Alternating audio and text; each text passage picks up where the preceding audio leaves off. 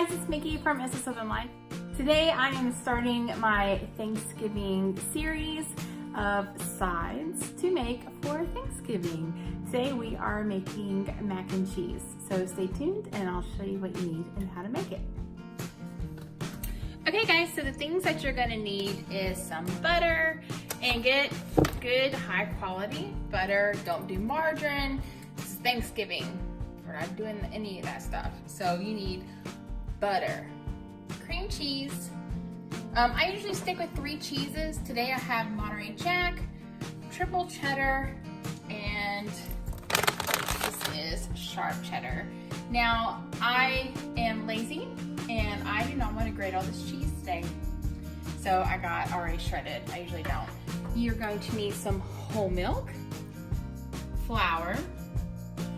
Here is my pasta cooking. It's just a box of elbow pasta. I have my heavy bottom pot. It is getting warm and we are going to make a roux. Okay, so the first thing you're going to do to make a roux is you're just going to melt some butter. And I will tell you, and I'm very sorry, I do not measure. I'm one of those cooks, not really bakers, because baker, you know, when you bake stuff, you have to be precise. When it comes to cooking, I eyeball everything. So it's just one of these regular 8-ounce butters, and let me show you how much I'm gonna cut off. So I'm cutting off a chunk that big, and we might need more. So let the butter melt. And that actually might be a little too hot, so I'm going to turn it down. Because we do not want to burn the butter. I'm just going to give this a quick stir. So, butter is melting and it's too hot. So, y'all do not put your pan on as hot as I did. See how it's already turning brown? That's okay. Everything is fine. So we're just gonna take some regular flour. And what I'm gonna do, I'm going to start off with 3 heaping tablespoons. 1, 2,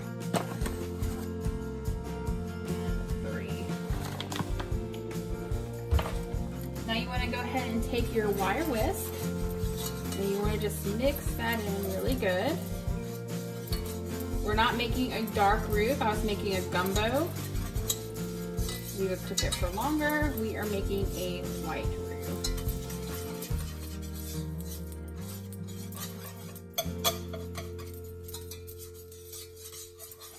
So it is very dry, so I'm going to add some more butter.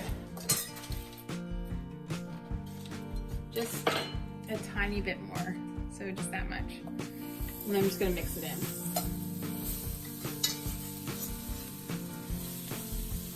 It might be lumpy, but that's okay. We will get all the lumps out when we put the butter in. Just keep stirring. You want to cook the flour taste out. I know that might sound weird to some people, but it is true. If you put raw flour in there, you can really taste the raw flour. Okay, this is looking really good.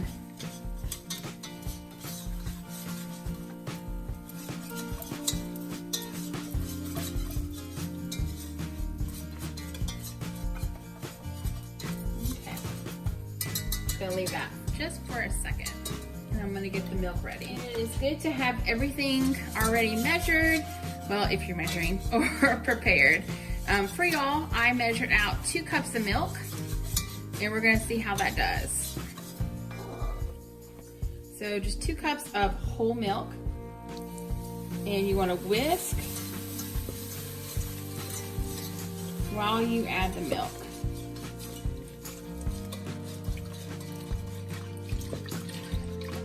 Looks like we're probably going to be adding some more milk to it. We'll just do a cup at a time. So So just give it a really, really, really good whisk. Get everything on the sides. You don't want any lumps in your bechamel sauce. So this is a bechamel. There we go. Very smooth, and it is white. And it's already getting thick. I'm gonna go ahead and get some milk ready. Let's go ahead and add 1 more cup of milk. And that should do it.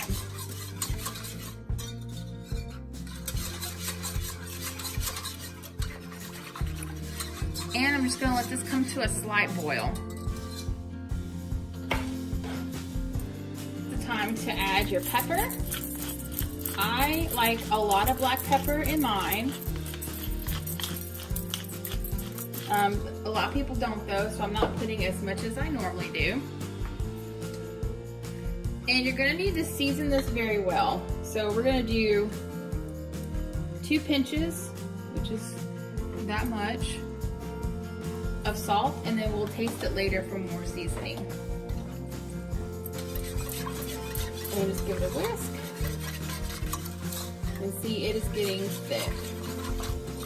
And if you've never made a bechamel sauce before, a roux, I'm gonna show you a trick. So I'm gonna grab a wooden spoon. Okay, and a wooden spoon is very good to use at this point. So you'll know when it's done. You take it, and if there's a distinct line, which there isn't, so you're gonna keep cooking for a little bit longer.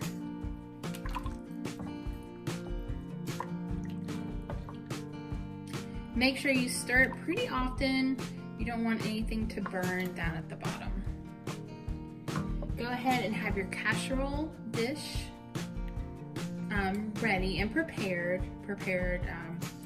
Just wash. I don't put any topping, any crunchy toppings or anything like that on my mac and cheese. It's pretty decadent enough, and I don't think it really needs it. So I'm just gonna cook this for a little bit longer, and I'll come back when it gets ready. So let's go ahead and check it. I did turn the heat up on it just so I can get it to a slow boil. And you see it has thickened up. And let's check it. So like I said, I'm gonna turn the heat down. It's getting a little too hot. It's getting a little too thick now.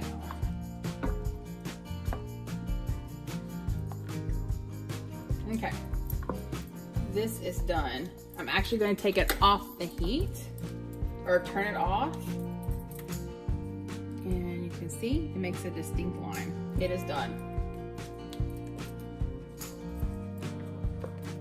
So the first thing I'm going to throw in is this almost full block of cream cheese, because that actually needs to melt a little bit longer than the other cheese. So just break it up.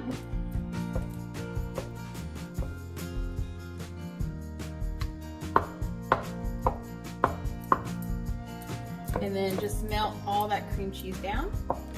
And then we'll add the other cheeses once that's all melted.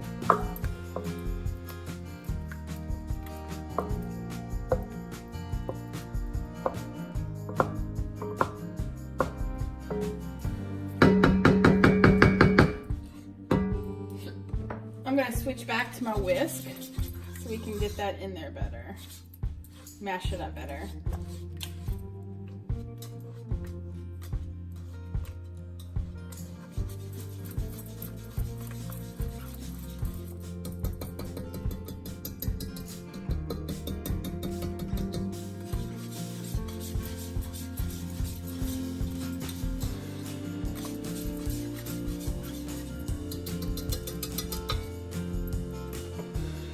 All right, that's good enough. I'm going to add this whole entire bag of Monterey Jack cheese, and it is 8 ounces.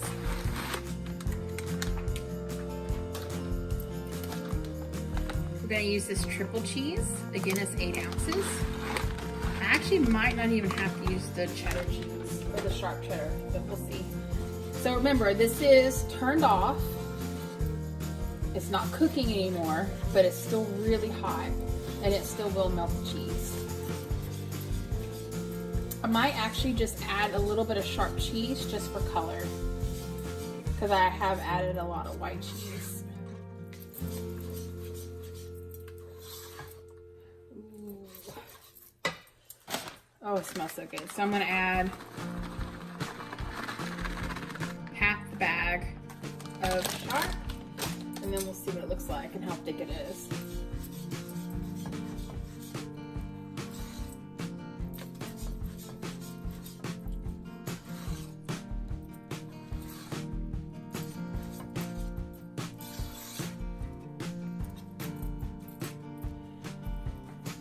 Okay, so I hope you can see it. It is very cheesy and very thick, and this is the way I like to cook my macaroni and cheese. Now it will thin out when I put the pasta in there, and I'm gonna save some of this pasta water as well if it does get too thick. I went ahead and just dumped the rest of the sharp cheddar in there. You know what? I mean, cheese, it's not gonna hurt it. You can never go wrong with too much cheese. So right now, I'm just waiting for the pasta to get done. Let me go ahead and check it. You do not want this pasta too done, because you're also going to be cooking this in the oven as well. It's still a little too al dente from what I like. Al dente means to the tooth. I think it's good. I'm going to go ahead and shut that off. Okay, so what I'm going to do now, I'm totally going to lick this after the video. I take a slotted spoon and I just start moving pasta over.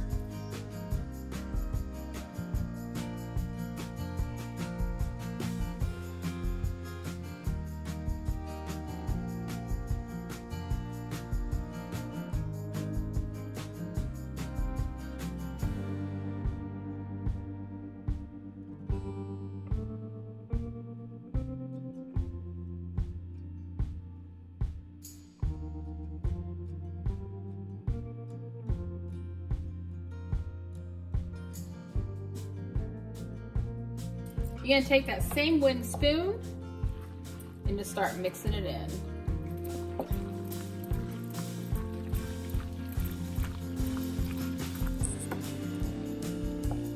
It's a lot.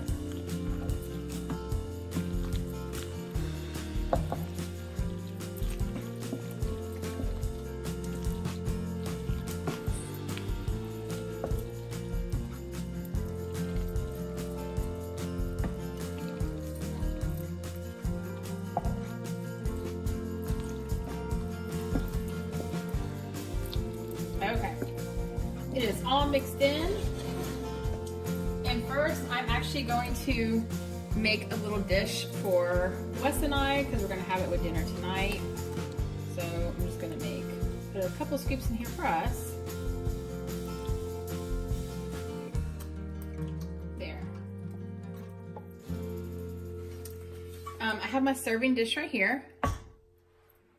So now I'm just going to put this in there. So I'm going to put this in here, and it's going to be a little hard because it's only me doing it, but and I'll grab a spoon. Oh, this pan is so heavy. We want to get every little inch of cheese out of there.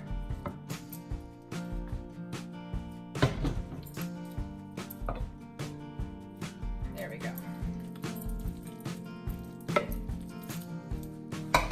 Then, as if it couldn't get any better, we're going to dot with butter.